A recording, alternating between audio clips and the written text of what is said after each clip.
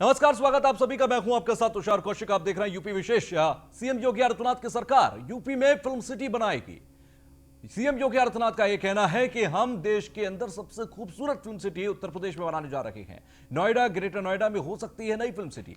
आपको यह भी बता दें कि सीएम योगी आदित्यनाथ ने फिल्म सिटी की कार्य योजना तैयार करने के निर्देश दिए हैं। नोएडा, ग्रेटर नोएडा और यमुना एक्सप्रेसवे प्राधिकरण में से किसी एक में फिल्म सिटी के निर्माण के लिए भूमि की व्यवस्था की जाए। सीएम योगी आदित्यनाथ ने मेरठ मंडल के जिलों के विकास कार्यों की समीक्षा की। शासकीय योजनाओं का लाभ पात्रों तक पहुंचाना सुनिश्चित करें अधिकारी। सीएम योगी आदित्यनाथ ने कहा, स्मार्ट सिटी योजना के कार्यों में ना हो देरी और प्राथमिकता दें, प्राथमिकता से कार्य करें। सीएम योगी आदित्यनाथ की तरफ से ये तमाम निर्देश दिए गए हैं। मेरठ और गाजियाबाद को स्मार्ट सिटी के तौर पर विकसित करने की महत्वपूर्ण योजना है और गन्ना किसानों का नए सत्र से प्रारंभ के समय कुछ भी ना रहे बकाया, ये सीएम योगी ने कहा। तो एक्सप्रेसवे से मिलेगी विकास को रफ्तार। परिवहन व्यवस्था को नई परिभाषा देकर रैपिड रेल का विस्तार। जब तक वैक्सीन नहीं आती तब तक बचाव ही कोरोना का उपचार है। कोरोना के विषय में उन्होंने कहा, क्षमतावान कार्यदायी संस्था को ही काम दे। संपूर्ण समाधान दिवस पर के नाम से अनुरूप ही उसके स्थायी समाधान भी मिले। जनप्रतिनिधियों से परामर्श लेते रहे अधिकारी। ये तमाम बातों का जिक्र सीएम योगी आदित्यनाथ ने किया।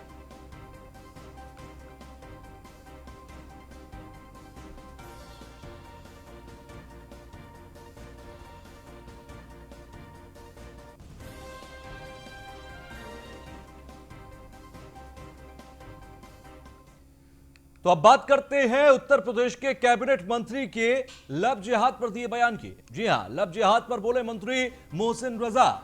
साजिश के तहत फैलाया जा रहा है लव जिहाद। मोहसिन रजा ने कहा, यूपी के कई शहरों से सामने आ चुकी है लव जिहाद की घटनाएं और कानपुर में युवक ने नाम बदलकर युवती से निकाह किया था। हरदोई में भी मुस्लिम युवकों ने 2 नाबालिग लड़कियों को फंसाया था। और इस पूरे मामले को देखते हुए मोहसिन रजा, जो कि मंत्री हैं, अल्पसंख्यक मंत्री हैं उत्तर प्रदेश के अंदर, उनकी तरफ से यह बयान दिया गया कि साजिश के तहत उत्तर प्रदेश में लव जिहाद फैलाया जा रहा है। यह साजिश के तहत फैलाया जा रहा है लव जिहाद, क्योंकि कानपुर और हरदोई के अंदर ताजा मामला जो सामने आया है लव जिहाद का, दोनों ही जगहों पर साफ तौर पर देखा जा सकता है कि किस तरह से इस पूरे मामले की यानी कि लव जिहाद की साजिश को रचा गया था। किस तरह से एक युवक ने रोहित बनकर, धर्म बदलकर, अपना नाम धर्म के अनुसार बताकर लड़की को फंसाया और उसके बाद उससे निकाह किया।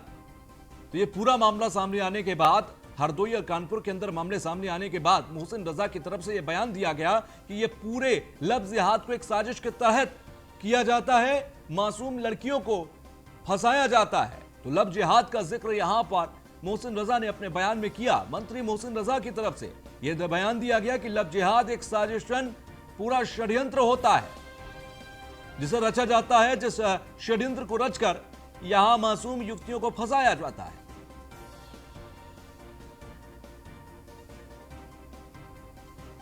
तो लव जिहाद पर बोले मंत्री मोहसिन रजा। मोहसिन रजा की तरफ से यह बयान लव जिहाद पर दिया गया। कहा गया कि साजिश के तहत फैलाया जा रहा है लव जिहाद। कानपुर और हरदोई में 2 मामले सामने आए लव जिहाद के, जिसके बाद मोहसिन रजा की तरफ से यह बयान दिया गया। उत्तर प्रदेश सरकार में मंत्री हैं मोहसिन रजा और मोहसिन रजा ने लव जिहाद पर यह बयान दिया और कहा कि लव जिहाद एक साजिश है। दरअसल कानपुर और हरदोई में 2 मामले सामने आए, दोनों ही लव जिहाद के मामले हैं और उसको देखते हुए आज मोहसिन रजा ने यह बयान दिया है। 2 मामले सामने आए। पहला कानपुर से, जहां पर लव जिहाद के तहत एक शादीशुदा युवक ने युवती से निकाह किया। मुख्तार अहमद नाम के युवक ने राहुल सिंह बनकर युवती से निकाह किया था, उसे प्रेम जाल में फंसाया था। दूसरा मामला हरदोई का, जहां पर हिंदू लड़कियों को मुस्लिम लड़कों ने प्रेम जाल में फंसाया। एसके वाजपेयी हमारे साथ, हमारे संवाददाता लखनऊ से जुड़ गए हैं। वाजपेयी, मोहसिन रजा का यह बयान कि लव जिहाद एक साजिश है, उन दोनों मामलों के बाद आया जो हरदोई और कानपुर में हुआ। मोहसिन रजा ने क्या कहा है अपने बयान में? बिल्कुल निश्चित तौर पर उत्तर प्रदेश के अल्पसंख्यक कल्याण मंत्री हैं मोहसिन रजा, और जिस तरीके से लव जिहाद के मामले लगातार निकल कर आ रहे हैं, चाहे वो कानपुर का मामला हो, हरदोई का मामला हो, या उसके पहले लखीमपुर का मामला हो, या फिर मेरठ का मामला हो, ये वो मामले हैं जिसको लेकर लगातार हो हल्ला हुआ। जब परिजन सामने आए उसके बाद उत्तर प्रदेश सरकार ने उनके खिलाफ सख्त कार्रवाई की। हालांकि अगर हम कानपुर की बात करें तो उत्तर प्रदेश सरकार ने उसमें कई ऐसे आरोपियों को गिरफ्तार किया था जो नाम बदलकर प्रेम जाल में लड़कियों को फंसाकर कहीं न कहीं उनके साथ जो शारीरिक शोषण कर रहे थे वो सारी चीजें हुई थी। उसके बाद उत्तर प्रदेश सरकार ने उन पर कार्रवाई की थी। मोहसिन रजा ने इन सारी चीजों को लेकर साफ किया है कि एक साजिश के तहत ये चीजें की जा रही हैं और उत्तर प्रदेश सरकार इसको लेकर सख्त है। जो भी लोग इसमें शामिल हैं कहीं न कहीं उनके खिलाफ जो भी सख्त एक्शन है उत्तर प्रदेश सरकार की तरफ से लिया जाएगा। तो हम कहें कहीं न कहीं उत्तर प्रदेश सरकार लगातार ये कोशिश कर रही है। कल भी इस चीज को लेकर शासन में भी विचार हुआ था कि जो लव जिहाद के मामले हैं इस तरीके के मामलों के लिए या जो धर्मांतरण के मामले हैं उसके लिए उत्तर प्रदेश सरकार कोई सख्त नियम बनाएगी अथवा इसके लिए अध्यादेश लेकर आएगी। तो कहीं न कहीं उत्तर प्रदेश सरकार इन चीजों को लेकर पूरी तरीके से सख्त है। सीएम योगी आदित्यनाथ ने जहां पहले ही कानपुर आईजी को निर्देशित किया था कि जो भी लोग इसमें दूर दूर तक सम्मिलित हैं उनकी पड़ताल की जाए और पड़ताल करने के बाद ऐसे लोगों के खिलाफ सख्त एनएसए के तहत भी कार्रवाई की जाए। तो कहीं न कहीं उत्तर प्रदेश सरकार लगातार कोशिश कर रही है। मोहसिन रजा का बयान उन्हीं सारी चीजों से मिलता हुआ है। वाजपेयी, अगर एक मंत्री का ये मानना है और ये कहना है कि लव जिहाद एक साजिश के तहत फैलाया जा रहा है, यानी कि एक पूरा नेटवर्क, एक पूरा रैकेट काम कर रहा है इसके पीछे, जिसमें लव जिहाद की जो आइडियोलॉजी है उसको आगे, क्रिमिनल आइडियोलॉजी को आगे बढ़ाया जा रहा है, तो ऐसे में तो सरकार की जिम्मेदारी हो जाती है कि एक पूरा मूवमेंट इस पर चलाया जाए, एक पूरा इस रैकेट को प्रेप किया जाए। बिल्कुल निश्चित तौर पर, क्योंकि ये मामले लगातार निकलकर सामने आए हैं, चाहे लखनऊ की बात, चाहे कानपुर की बात करें या फिर हरदोई की बात करें।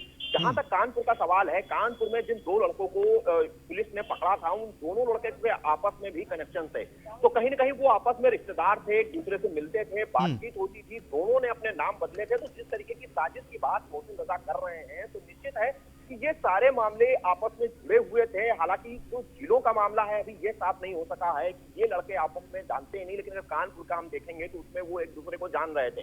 तो ऐसी स्थिति में निश्चित है कि साजिश से इनकार नहीं किया जा सकता है। और जिस तरीके से ये चीजें निकली हैं कि नाम बदलकर इतना सख्ती होने के बावजूद इस तरीके की घटनाओं को जो अंजाम दिया जा रहा था, तो कहीं न कहीं जब खुलासा हुआ तो वो तथ्य जरूर चौंकाने वाले हैं। हालांकि अगर हम जो पीड़ित परिजन हैं उनकी अगर हम बात करें तो लगातार लड़कियों के परिजनों की तरफ से इन चीजों को छुपाने की कोशिश लंबे समय तक की जाती है, क्योंकि अमूमन लोक लाज के बहस से परिवार वाले सामने नहीं आते हैं। यही मामला कानपुर और हरदोई में भी हुआ। पहले परिजनों ने ये चीजें नहीं बताई, सार्वजनिक नहीं की, लेकिन जब वास्तव में सारी चीजें सबसे ऊपर जाने लगी तब उन लोगों ने पुलिस की सहायता ली और पुलिस को इन सारी चीजों के बारे में बताया, जिसके बाद पुलिस ने कार्रवाई की। उत्तर प्रदेश सरकार ने भी कठोर एक्शन लेने की बात कही। तो कहीं न कहीं ऐसे मामले लगातार हैं, लेकिन बहुत सारी ऐसी जगह भी हैं जहां पर परिजन लोक लाज के बहस से अपनी चीजें पुलिस को नहीं बता रहे हैं। ठीक, चलिए वाजपेयी, बहुत बहुत शुक्रिया हमसे जुड़ने के लिए, बातचीत करने के लिए। तो लव जिहाद के मामले पर मोहसिन रजा की तरफ से यह बयान दिया गया, लेकिन अगर ताजा मामलों का जिक्र करें तो कानपुर और हरदोई के अंदर जिस तरह से मामले सामने आए उसमें कानपुर के अंदर फिर से लव जिहाद का मामला सामने आया है। पहले से शादीशुदा युवक ने युवती से निकाह किया। मुख्तार अहमद ने राहुल सिंह बनकर युवती को पहले तो फंसाया और फिर मुस्लिम युवक ने नाम बदलकर युवती से दोस्ती की थी। युवती को जबरन घर ले जा रहे युवक को लोगों ने पकड़ लिया और मामले में स्थानीय लोगों ने युवक को पुलिस के हवाले कर दिया है। नौबस्ता थाना क्षेत्र के आवास विकास क्षेत्र का यह पूरा मामला है। कानपुर के अंदर लगातार ऐसे लव जिहाद के मामले सामने आ रहे हैं। कानपुर में लव जिहाद के मामले लगातार सामने आ रहे हैं। नया मामला नौबस्ता थाना क्षेत्र के आवास विकास का, जहां मुस्लिम युवक ने नाम बदलकर पहले युवती से दोस्ती की। इसके बाद पहले से शादीशुदा युवक ने झूठ बोलकर युवती से निकाह भी किया। युवक जबरन युवती को घर से ले जा रहा था तो लोगों ने पकड़कर उसे पुलिस के हवाले कर दिया। आपको बता दें कि नौबस्ता थाना के मछलियां के अंदर रहने वाले 30 साल के शादीशुदा मुख्तार अहमद ने हिंदू लड़की को बरगलाकर शादी कर ली। लड़की को पहले उसने अपना नाम राहुल सिंह बताया और अपने प्यार के जाल में फंसाया। उसके बाद बरगलाकर घर से 1 साल पहले कोर्ट में उसे शादी की थी। अब लड़की को जबरदस्ती अपने साथ ले जा रहा था। स्थानीय लोगों ने परिजनों के साथ इसका विरोध किया। लोगों ने आरोपी को पकड़कर पुलिस के हवाले कर दिया। पुलिस मामले की फिलहाल जांच में जुटी है। कानपुर के नौबस्ता थाना क्षेत्र का यह पूरा मामला लव जिहाद से जुड़ा हुआ सामने आया। तो लव जिहाद लगातार उत्तर प्रदेश में अपनी जड़ें पसार रहा है और यही वजह है कि मंत्री मोहसिन रजा को भी यह कहना पड़ा कि लव जिहाद एक साजिश के तहत फैलाया जा रहा है। कानपुर और हरदोई के अंदर जिस तरह से मामले सामने आए हैं वो ये साफ करते हैं कि किस तरह से लव जिहाद को तेजी से फैलाया जा रहा है।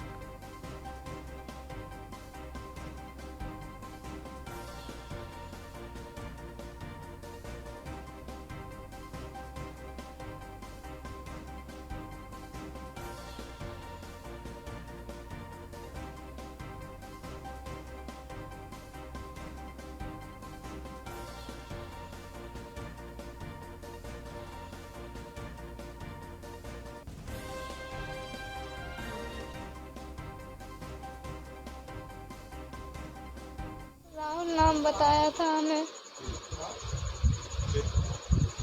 हमारी दोस्ती हो गई।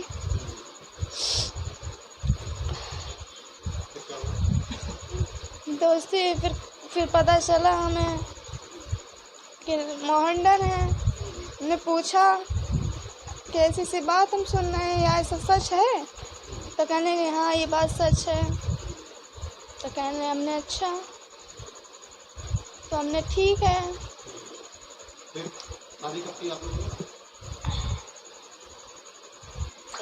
शादी 2019 मतलब पिछली साल की थी हमने। राहुल नाम बताया था हमें। हम ये कहना चाह रहे हैं कि हमारी बेटी ने राहुल सिंह के नाम पे एक लड़के से ऐसे आना जाना आती जाती रही भैया बाहर स्कूल में। और हम लोग तो समझ नहीं पाए, ना कुछ जान पाए।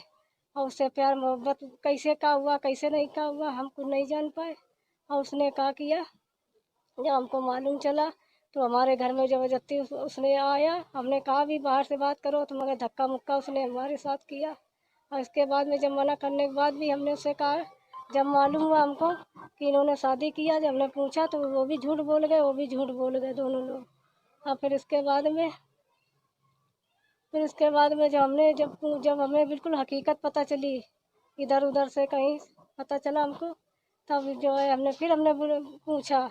तब कहने लगी कि हाँ हमने ऐसा किया है। तो कहीं अब क्या चाहते हो? तो हमने कहा ठीक है, हमको ये चाहते कि तुम अपनी ज़िंदगी जियो, हमको हमारी लड़की छोड़ दो, और जो कागज़ पत्र जो भी हैं तुम्हारे पास हमको दे दो। तो लव जिहाद का यह मामला कानपुर से सामने आया था, लेकिन हरदोई के अंदर भी कुछ ऐसी ही स्थिति नजर आई, जब हरदोई में हिंदू लड़कियों को मुस्लिम लड़कों ने प्रेम जाल में फंसाया। शादी और रोजगार का झांसा देकर छत्तीसगढ़ से लड़कियों को बुलाया गया। संडीला के काशीराम कॉलोनी के अंदर लड़कियों को बनाया गया बंधक और मुस्लिम लड़कों ने लड़कियों से रेप का प्रयास किया। जेवर रुपए सब छीन लिए। तीनों हिंदू लड़कियों में से 2 लड़कियां नाबालिग हैं। बजरंग दल के हस्तक्षेप से मुक्त कराई गई ये लड़कियां और लड़कों के विरुद्ध गंभीर धाराओं में मुकदमा दर्ज कर लिया गया। आरोपी के नाम बदलकर लड़कियों को अपने जाल में फंसाने की बात सामने आई है। बजरंग दल कार्यकर्ताओं ने मामले को लव जिहाद बताया है। तो छत्तीसगढ़ से ये 3 लड़कियां आई थी, जिसमें से 2 नाबालिग हैं। आपको बता दें कि इनको पहले तो रोजगार और शादी का झांसा देकर बुलाया गया और उसके बाद इनसे कई मर्तबा रेप की घटनाओं को अंजाम दिया गया। संडीला के काशीराम कॉलोनी में लड़कियों को बंधक बना लिया गया था। इसके बाद इनसे रुपया और जो जेवर इनके पास था वो भी छीन लिया गया। बजरंग दल को जब इसकी जानकारी मिली तो बजरंग दल ने जाकर इन लड़कियों को मुक्त कराया और इस पूरे मामले में गंभीर धाराओं में मुकदमा दर्ज हुआ है। फिलहाल लव जिहाद का ये मामला पूरा बताया जा रहा है।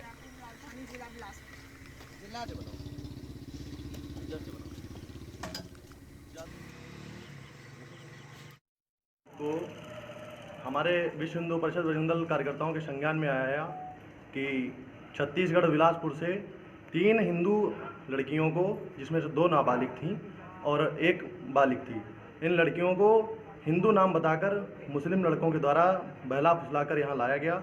जिसके बाद जानकारी मिली और उन लड़कियों को पता चला कि ये हमारे साथ छल किया गया है। जिसके उपरांत उन्होंने इन दोषी व्यक्तियों के खिलाफ कार्रवाई और अपनी शादी हिंदू समाज में करने का आग्रह हम लोगों से किया, जिस पे विश्व हिंदू परिषद बजरंग दल पूर्व से ही काम करता चला आ रहा है और इन लोगों का पुनरुद्धार का कार्य विश्व हिंदू परिषद करेगा और इन्हें हिंदू समाज में इनका विवाह कराने का काम करेगा। अगर ये लोग इच्छुक रहेंगी तो वहाँ कराएगा, नहीं तो इन्हें नारी निकेतन भेजने का काम विश्व हिंदू परिषद बजरंग दल जनपद संडीला करेगा। तो ब्रेक के बाद एक बार फिर आप सभी का स्वागत। लखनऊ से खबर, आज देवी पाटन मंडल की समीक्षा बैठक करेंगे सीएम योगी आदित्यनाथ। शाम 6 बजे देवी पाटन मंडल की समीक्षा बैठक करेंगे। बैठक में विकास कार्यों को लेकर भी चर्चा करेंगे।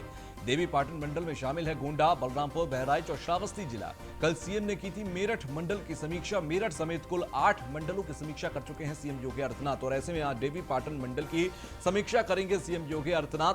देवी पाटन मंडल की अगर जिक्र करें तो 4 जिले महत्वपूर्ण, श्रावस्ती, गोंडा, बहराइच, ये जिले काफी महत्वपूर्ण रहेंगे। गोंडा भी इसमें रहेगा और इस पूरे देवी पाटन मंडल को लेकर कई विकास कार्यों को लेकर समीक्षा रहेगी। कादिर अंसारी हमारे संवाददाता हमारे साथ जुड़ गए हैं। कादिर, आज सीएम योगी आदित्यनाथ समीक्षा बैठक करेंगे, अधिकारियों की तैयारी क्या है? क्योंकि जवाब कई ऐसे होंगे, ये सवाल कई ऐसे होंगे जिनका जवाब देना थोड़ा मुश्किल होगा। सर बिल्कुल, सब तो से यहाँ पे अगर तैयारी की बात की जाए तो समीक्षा बैठक की पूरी तैयारी लगातार की जा रही है और शाम 6 बजे मुख्यमंत्री योगी आदित्यनाथ ये समीक्षा बैठक करेंगे। इसमें जिले के सभी आला अधिकारी मौजूद रहेंगे और चारों जिलों के जो है डीएम और एसपी यहाँ पे मौजूद रहेंगे। इस समीक्षा बैठक में विकास कार्यों और कानून व्यवस्था पर जो है सभी से जवाब मांगे जाएंगे। और इस समीक्षा बैठक में जिस तरीके से ये समीक्षा बैठक आज शाम में 6 बजे रखी गई है, तो ऐसे अधिकारियों में जो गोंडा के आला अधिकारी हैं उनमें हड़कंप मचा हुआ है और लगातार तैयारियां की जा रही हैं। जिस तरह से अभी बाढ़ के हालात देखने को मिले देवी पाटन मंडल के अंदर और कई जगहों पर अधिकारियों की चूक की वजह से कई गांव के गांव बाढ़ की जद में आ गए थे, क्या उन बातों का जिक्र भी होगा इस समीक्षा बैठक में? क्योंकि विकास कार्य में एक बड़ी लापरवाही वहां पर हुई थी। जी बिल्कुल, अगर बाढ़ की बात करें तो जिस तरीके से गोंडा में बाढ़ की वजह से जो है बंधे धराशायी हुए हैं और लाखों अरबों रुपए का जो घोटाला हुआ, इस घोटाले पे भी कार्रवाई हो सकती है। क्योंकि जो समीक्षा बैठक होनी है इसमें सभी आला अधिकारियों को साथ जो है उपस्थित होने के बाद में सभी से जवाब तलब किए जाएंगे कि जिस तरीके से यहाँ पे जब बाढ़ की स्थिति आई तो उससे पहले निपटने के लिए क्या तैयारियां की गई थी और इसके बाद में अगर लापरवाहियां हुई हैं तो इस लापरवाही पे मुख्यमंत्री योगी आदित्यनाथ कार्रवाई भी कर सकते हैं। अधिकारी इसी वजह से जो है सकते में है और लगातार इस तरीके से जो शाम में बैठक होनी है और समीक्षा बैठक में अधिकारियों की जो तैयारी है वो लगातार तैयारियां की जा रही हैं। ठीक है, चलिए बहुत बहुत शुक्रिया, आप नजर बनाकर रखिए, हम आगे भी आपका रुख करेंगे। तो वहीं लखनऊ से खबर की मकान बचाने के लिए हाईकोर्ट पहुंची मुख्तार अंसारी की भाभी और डालीबाग में अपने मकान के खिलाफ कार्रवाई पर हाईकोर्ट पहुंची हैं फरहत अंसारी। एलडीए की तरफ से कार्रवाई पर हाईकोर्ट पहुंची सांसद अफजाल अंसारी की पत्नी और इलाहाबाद हाईकोर्ट की लखनऊ खंडपीठ में दाखिल की गई रिट याचिका। फरहत अंसारी की याचिका पर 23 सितंबर को होगी सुनवाई। याची फरहत अंसारी ने प्रकरण में एलडीए और जिला प्रशासन की कार्रवाई को गलत बताया। एलडीए ने फरहत अंसारी के डालीबाग के मकान का नक्शा निरस्त करने के लिए दिया है नोटिस। तो फरहत अंसारी जो कि मुख्तार अंसारी की भाभी है और यहां वो सीधे तौर पर एलडीए और जिला प्रशासन की कार्रवाई को गलत बताती नजर आई है। हाईकोर्ट में उन्होंने याचिका डाली है। एलडीए ने फरहत अंसारी के डालीबाग के मकान का नक्शा रद्द करते हुए यहां पर नोटिस जारी किया था। मकान बचाने के लिए हाईकोर्ट पहुंची मुख्तार अंसारी की भाभी डालीबाग में अपने मकान के खिलाफ कार्रवाई पर हाईकोर्ट पहुंची है फरहत अंसारी। एलडीए की कार्रवाई पर हाईकोर्ट पहुंची सांसद अफजाल अंसारी की पत्नी और इलाहाबाद हाईकोर्ट की लखनऊ खंडपीठ में यह रिट याचिका डाली गई है। तो 23 सितंबर को इसकी सुनवाई होगी। फरहत अंसारी की याचिका पर 23 सितंबर को सुनवाई की जानी है। याची फरहत अंसारी ने प्रकरण में एलडीए और जिला प्रशासन की कार्रवाई को गलत बताया है। एलडीए ने फरहत अंसारी के डालीबाग के मकान का नक्शा निरस्त करने के लिए नोटिस भी दिया है। तो मकान बचाने के लिए हाईकोर्ट पहुंची मुख्तार अंसारी की भाभी।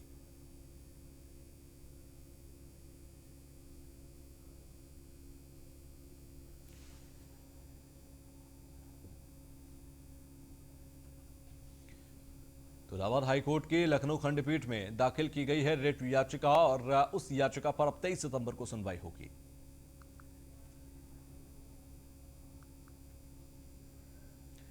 तो वहीं प्रियंका गांधी ने सीएम योगी आदित्यनाथ को पत्र लिखा है। युवा बहुत हताश और परेशान है, ये प्रियंका गांधी ने पत्र में लिखा। कोर्ट का चक्कर लगा रहे बेरोजगार युवाओं के रोजगार के हक का सम्मान करें, यह प्रियंका गांधी ने एक पत्र में लिखा है। कांग्रेस महासचिव प्रियंका गांधी ने उत्तर प्रदेश के मुख्यमंत्री योगी आदित्यनाथ को फिर बेरोजगारी के मामले को लेकर घेरा है और प्रियंका ने सीएम योगी आदित्यनाथ को खत लिखकर कहा कि युवा बहुत हताश हैं, परेशान हैं। खत में उन्होंने यह भी लिखा कि बेरोजगार युवा कोर्ट कचहरी के चक्कर लगाने को मजबूर है। प्रियंका गांधी ने 12,460 शिक्षक भर्ती के अभ्यर्थियों से वीडियो कॉन्फ्रेंसिंग पर बातचीत के बाद यह खत लिखा।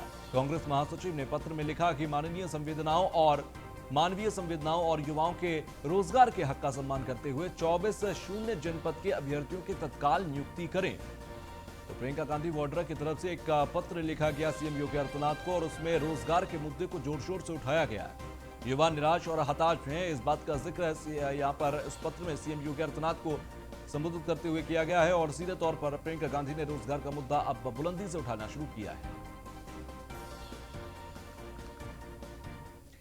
तो वहीं उन्नाव में भूमाफिया बेलगाम है। हथियारों के दम पर किसान के अपहरण का प्रयास है। ग्रामीणों ने बदमाशों को पकड़कर की जमकर पिटाई। आपको बता दें अपहरण का वीडियो सोशल मीडिया पर वायरल हुआ। सूचना के बाद मौके पर पहुंची पुलिस ग्रामीण बदमाशों को छोड़ने को तैयार नहीं है। गंगा घाट कोतवाली इलाके का यह पूरा मामला है। तो ग्रामीणों ने बदमाशों को पकड़कर जमकर पिटाई की है। आपको ये तस्वीर हम उन्नाव से ही दिखा रहे हैं जहां पर भूमाफिया बेलगाम है। एक युवक को पकड़कर जमकर मारा पीटा गया। हथियारों के दम पर किसान के अपहरण का प्रयास किया गया।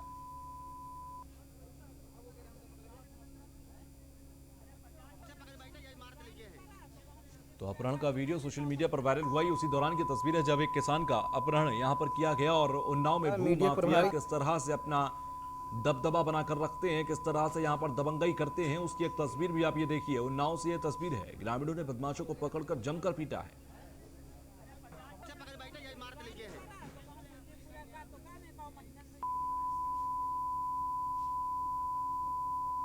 मीडिया प्रभारी तो ग्रामीणों ने बदमाशों को पकड़कर पीटा भी है। आपको उन्नाव की ये तस्वीर हम दिखा रही हैं। जब अपहरण का सोशल मीडिया पर वीडियो वायरल हुआ तब ये तस्वीर हम तक पहुंची जो हम आपको दिखा रहे हैं। फिलहाल उन्नाव से ये तस्वीर है। मीडिया प्रभारी